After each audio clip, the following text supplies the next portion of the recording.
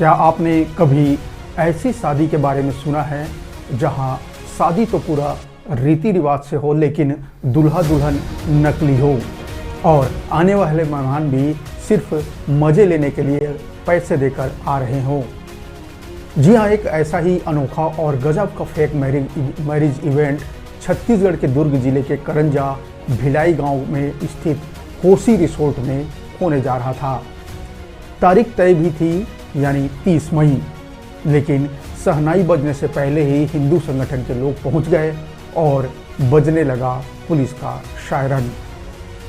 इस अनोखे इवेंट का आइडिया सोशल मीडिया पर खूब सुर्खियां बटोर रहा था। शादी में आने के लिए बाकायदा एंट्री फीस तय की गई थी। शर्त भी बड़ी दिलचस्प थी, जो भी कपल इस पार्टी में आएगा उसे दूल्हा दुल्हन की बाकायदा सजी धजी ड्रेस में आना होगा।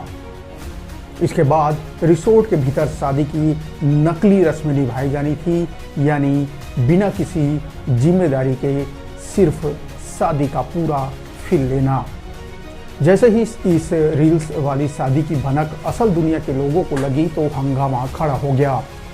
हिंदू युवा मंच के कार्यकर्ताओं ने इस पर कड़ा एतराज जताते हुए जेवरा सिरसा पुलिस चौकी का घेराव कर दिया। हिंदू संगठनों का साफ कहना था कि विवाह सिर्फ हिंदू धर्म में 16 संस्कारों में से एक बेहद पवित्र और महत्वपूर्ण संस्कार है। इसे इस तरह कमर्शियल इवेंट बनाकर इसका मजाक उड़ाना हमारी धार्मिक भावनाओं को ठेस पहुंचाना है। सबसे पहले कोसी रिसोर्ट का मालिक है, वो अपनी बेटी का करके दिखाया फेक मैरिज हम लोगों को। हम लोग समझेंगे, अगर वो वाकई में धर्म संगत होगा तो उसका समर्थन किया जाएगा। फेक विवाह क्या होता है आप बताइए मुझे, ये शब्द क्या है? फेक विवाह सीधा सीधा बात है ना, मजाक उड़ाने जैसा। फेक विवाह, फेक बेटा, फेक बेटी, ऐसा होता है क्या? नहीं होता ना। विवाह पवित्र संस्कार है, वो फेक नहीं होता। एक ही बार होता है ना हिंदुओं में।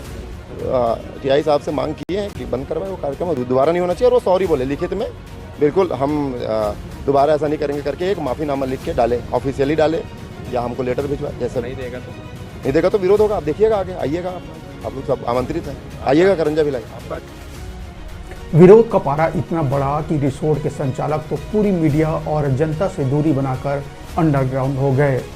लेकिन पुलिस ने एक्शन लेते हुए कोसी रिसोर्ट के मैनेजर यानी ब्रह्मदत्त पांडे को कई धाराओं में के तहत गिरफ्तार कर लिया है। उसे सीधे एसडीएम कोर्ट में पेश कर दिया गया।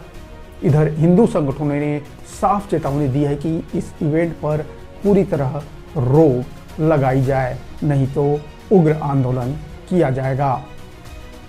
सोशल मीडिया के ज़माने में फेक वेडिंग करके वाहवाही लूटने का रिसोर्ट का ये बिजनेस आइडिया फिलहाल तो पूरी तरह से फ्लॉप हो गया है। नमस्कार, मैं हूं नवीन और आप देख रहे हैं न्यूज़ 36।